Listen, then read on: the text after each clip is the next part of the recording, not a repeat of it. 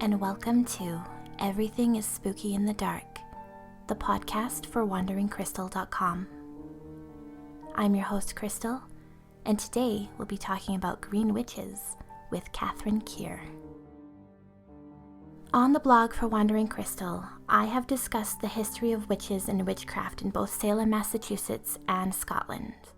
But I mostly just talk about the hysteria that surrounds those accused and ultimately are executed for being suspected witches. So I wanted to know more about the practices and rituals of witches throughout history and today, rather than just focusing on the dark history behind what happened to the people during the witch trials that took over the world. Today I'll be speaking with Katherine Kear, a master florist who is often featured on BBC Radio Gloucestershire, where she speaks about folklore and witches and their connections with plants and flowers. Welcome, Katherine. Thank you, and it's lovely to be chatting to you. You as well. So you know about certain types of witches and their rituals, specifically green witches and white witches. Can you tell me more about these types of witches? Yes, and I think first of all, we have an image in our minds of witches from storybooks when we've read them as children, from the media. Halloween at the moment, we've just had Halloween, and it's all about the black side of witches. But for centuries, witches, whether they're white witches or green witches, have been gatherers and keepers of an accumulated knowledge of nature. And we've got to remember that that was all that people were surrounded about by nature. And they had a very respected knowledge of herbs. And they were employed for their knowledge as herbal healers, but also as herbal poisoners.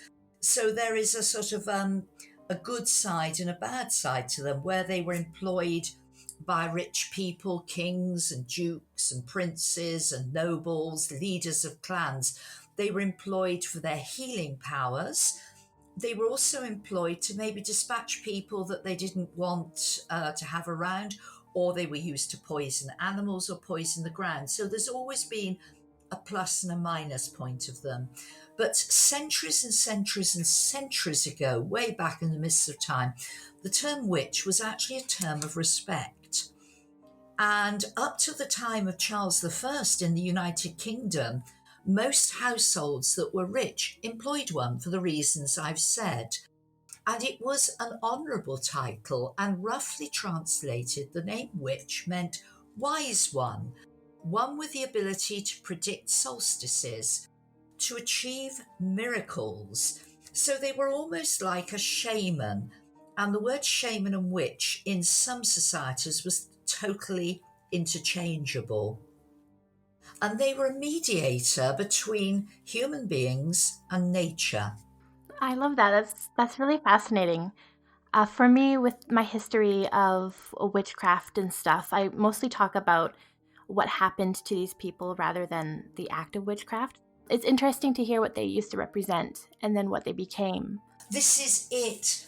And it was a case sometimes that when you get a little bit of knowledge, you sometimes misinterpret it. And of course, centuries and centuries ago, anybody that had a skill that was indistinguishable. So if you had a skill as a blacksmith, you work with metal, the raw product was seen, it was heated by fire, and the act of forging the metal was visible. So you changed raw metal into a horseshoe or an adze or an axe, a tool or something. So that was understandable. But anything like healing, changing how nature was, people were very frightened of it because they didn't understand it. And little by little over the centuries, so the skills of those that worked with plants then became doubted. And a classic example of that was within healing. We now know that many, many plants cure illnesses because of the natural constituents that the plants hold, and how they can be used. And that's because we have knowledge. But centuries ago, people were very frightened then of a power that was beyond them. The same as they had a fear sometimes that when autumn came and the deciduous trees lost their leaves, they actually thought that they had upset the deciduous trees and the spirits had, in spite, removed the leaves from them. So it was a fear that gradually became a hatred. And then a lot of the white witches and the green witches were castigated. They were tortured, not necessarily because they did evil, although there is a darker side to witchcraft, but it was because they worked and they cured people and they created change, and people didn't understand why. Therefore, they believed that they were in league with something that was not good. Were these witches and witchcraft practices around during the early witch trials during the reign of King James I in England, or are they more of a part of a modern witch society? During the witch trials, a lot of the people that were, and they were mainly women, during the witch trials, most of the unfortunate souls that were put to death, and they were put to death horribly, we would probably, if we looked at the trial in our modern knowledge, would just say that they were country folk, they were healers, they were old-fashioned homeopaths because they used plants to cure. But then there is always a dark side to everything. I particularly like chocolate buttons, but if I eat too many of them, I'm going to end up with very large cholesterol problems. So something that's nice and good is fine, but it can be misused and misinterpreted. And of course, then as people became more knowledgeable with plants, they understood that plants could cure, but they then found out that too much of that cure caused a counter indication. So you can use digitalis or belladonna to cure, but if you use too much of it, it will kill. And then mankind always has a dark side that then was misused. Everybody was thought to be doing bad. And that's why with the King James witch trials, a lot of them were actually innocent people, and they were mocked because it was said they couldn't call on their own powers to cure themselves and to save themselves. But of course, for the majority of them, that wasn't what their skill was about. Wow, that's quite horrible. It is. And I mean, it went to the fact that it wasn't only the practices that they did, but their bodies were inspected. So if they had blemishes, we'd call them birthmarks. It was deemed that that was a mark of the devil. And it was said that a witch couldn't feel pain. And so they were pricked all over with pins to see if they felt pain. And of course, a lot of them did. And it was a bad time if you were a genuine plant person, a white witch, a green witch, and you work with nature. So, can you tell me about flowers and plants in ritual and worship pertaining to historic or modern witchcraft? People have always been surrounded by plants in ritual and in worship, and plants are inextricably linked with the science, the religion, and the economics of any country. So, to begin with, people believe that trees harboured the spirits of an ancient life.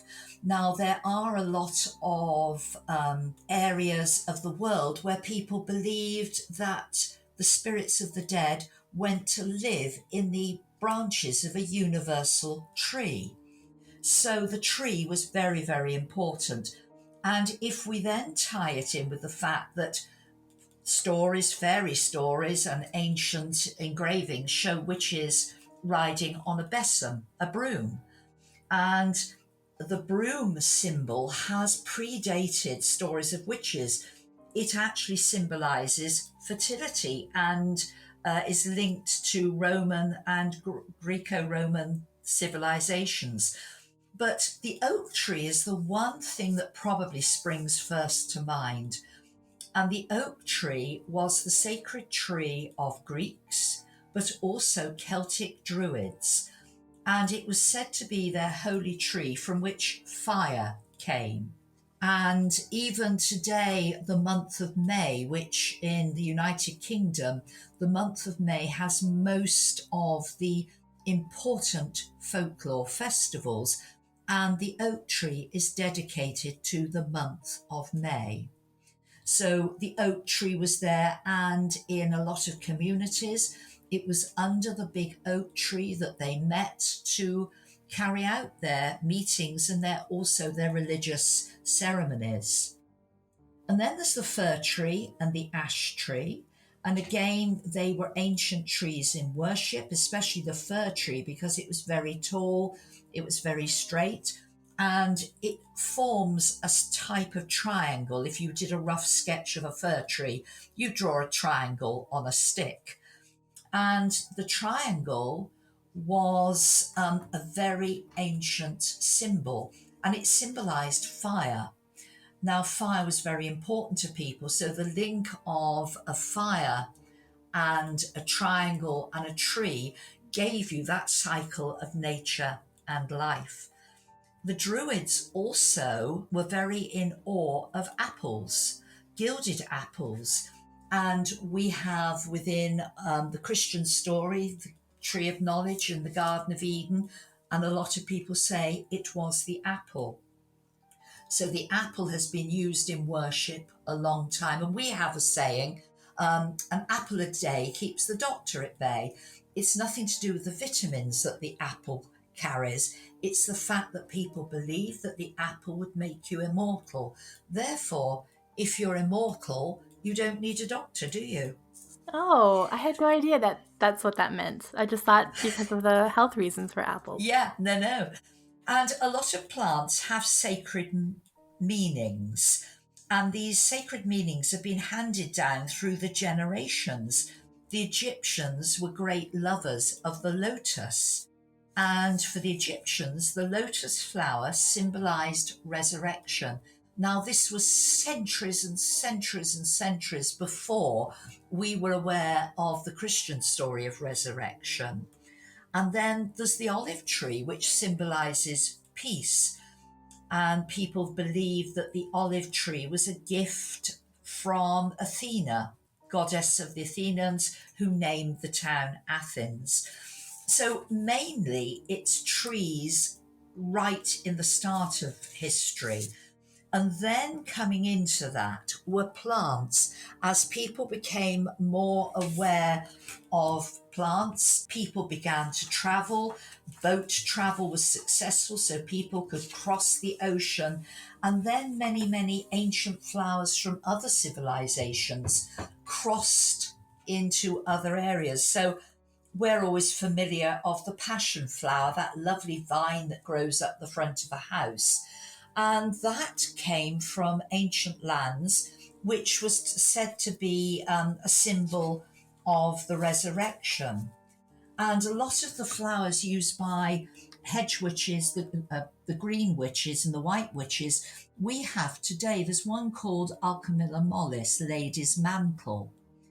And it's a very beautiful lime green plant in the garden. It's called lady's mantle because latterly it was said to be sacred to the Virgin Mary, but it was called lady's mantle instead of Our Lady's mantle because it was used to cure a lot of gynecological problems in women, and it's come through all this time. And there was something called the doctrine of signatures, whereby if a plant looked like a part of the body, then it was used to cure that part of the body. So there was a plant called pulmonaria, where we get our link with pulmonary from, and the leaves are the shape of lungs, and the leaves have grey spots on them.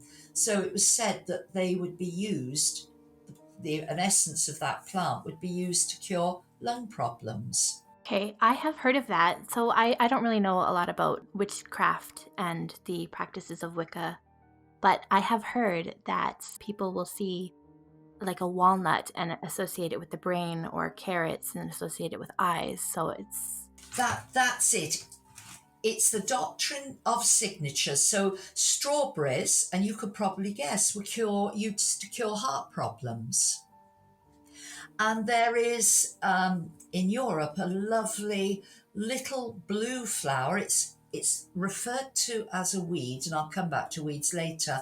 It's called eyebright. And it's called eyebright because it was used to cure conjunctivitis.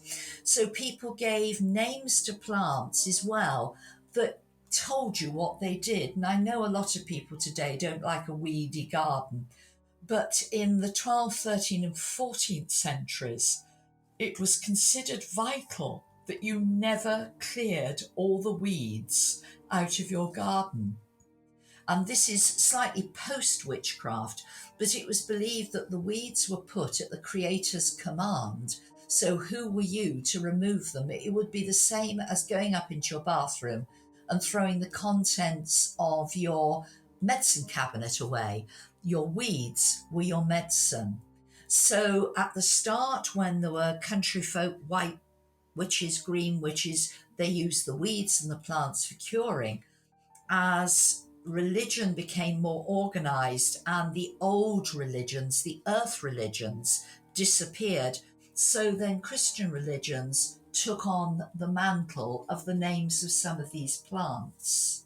And so a lot of the white and the green witches were able to divine sickness. There was the ivy plant was used as a divination for sickness, and a lot of the plants were used as love filters. And there are lots of stories in history about, and we have Shakespeare with Midsummer Night's Dream, potions being made from plants to make one person fall in love with another person. And a lot of people again felt that that was not good. So little by little, the use of the plants by a lot of these country people became frowned upon. Wow, just because of literature and just misinformation. Misinformation. And if you take an analogy, I suppose, we all rely on plastic, don't we? But if you have too much plastic, it becomes evil and it's not to be used. So there are analogies that what started as something very innocuous and fair and innocent then changed over the centuries. And that's because people misused it. And that happens with a lot of things. Yeah, that makes sense. And I mean, if we think about green witches, we've still got that saying now that somebody has green fingers. Oh, give it to so and so, they'll be able to grow it. They've got green fingers. And this comes right back from that belief that somebody that was skilled with nature was the green witch. And so we use the term now green as the use of gardening, herbalism. And now it's changed. I never put two and two together because we call people here green thumbs. If you are good with plants, you have a green thumb. That's interesting where it comes from. It is. And anybody that's very good now with a garden is said to be in tune with the natural order. And this is how the first people that used plants were. They were in tune with the natural order. So they spent time watching, looking at the shifting patterns of nature, listening, studying to the mysteries of nature. Now, we have lost so many of those senses. We used to be able to smell the change in seasons, and you can. If you go away from traffic pollution and you go into the countryside, you can smell the autumn. It's a musty, rusty, dank sort of foliate smell. You can smell the spring when it comes. The air is lighter. So centuries and centuries ago, people used their sense of smell to smell the change in seasons, to smell weather. You can sense when rain comes. Animals still do it. Dogs sometimes get restless. Cats do when the weather changes.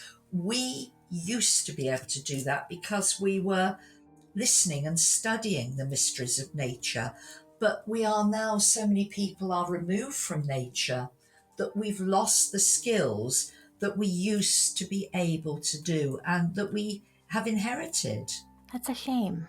It is. I have always heard that, due to like the witch trials or the hysteria behind witches and the fear, that we may have also lost a lot of things, like a lot of healing properties from plants that we now don't know about because we lost the people who knew what they were doing with these herbs and with these plants and flowers. This is it, because whatever continent you're on, to begin with, you didn't have any other form of communication other than speaking and remembering and repeating.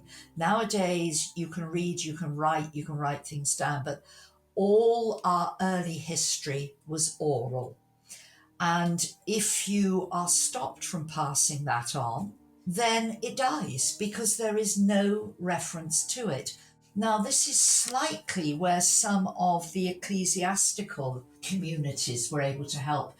Way back in the Middle Ages, where monks in monasteries, in scriptoriums used to sit and write, as well as recording the Gospels, they also had infirmaries.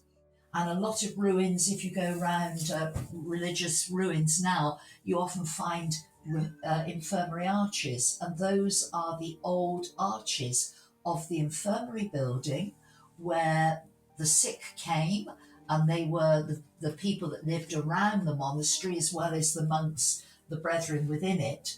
And there was always a brethren that was skilled in the art of healing with plants.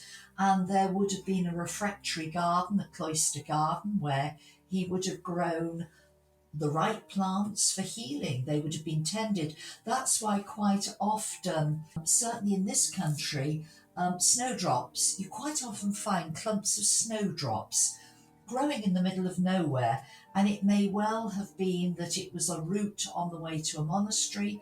Early spring flowers were planted near monasteries because it was to start attracting the bees, because they needed the pollen. And of course, honey was also a very important constituent of healing within these infirmaries. So it's a whole circle that one thing relied on the next thing. So it was symbiotic. So, what other rituals or forms of worship include flowers and plants that you know of? Always, and I can only speak for this country at the moment, but it's probably the same all over. In all celebrations where nature changed, so this is at the cusp where one season comes into the other, and there were always celebrations with flowers. So if we think about May, which is the main one, on May Day, there would be a young girl that would be crowned Queen of the May, and she would be given a garland of flowers to wear on her head. Now, the circle is very important because it has no beginning and no end. It's an unbroken circle that symbolises unending and everlasting life. And our early ancestors viewed that nature was a circle. The seasons didn't stop and start, they just went on. And flowers were very, very important because they gave healing, they gave delight, they gave perfume, and they have been linked with so much symbolism. And at Maytime in England, hawthorn was picked. It was picked just before midnight, before May the 1st, and it was put on the outside of the windows of houses. You must never bring May blossom into your house because that would tempt bad luck. So May has been used, yew has been used, primroses, that lovely innocuous little yellow flower that grows. Country folk would, if they were picking primroses, would never ever pick a bunch of less than 12. If they did, they had to leave them outside the house, not bring them in, because it was said it would compromise the laying power of the chickens. Now that sounds very strange, but people relied in the spring on eggs. And if their chickens stopped laying, then they became very, very hungry. So a lot of the use of flowers was to do with ensuring that everything was going to be very, very good. And then, of course, we've just gone past November the 11th. And what bigger symbol is the poppy? And the poppy has been used for centuries and centuries and centuries. Um, Morphine, we know that term morphine in the medical industry. The word morphine comes from Morpheus, and Morpheus was god of sleep. And of course, then morphine can dull the senses while the body heals. One of the poppy's names is Somnus, and that comes from the god of sleep. So, since people walked and picked, they have been using plants in worship, healing, and latterly just to delight our senses. Wow, you know so much. It's just so fascinating talking to you. The thing with poppies is I never thought about it being a symbol, obviously, for Remembrance Day here in Canada and across in other Commonwealth countries, but also there are bad things to the poppy as well with the use of opium. There are, but it's back to what we were saying.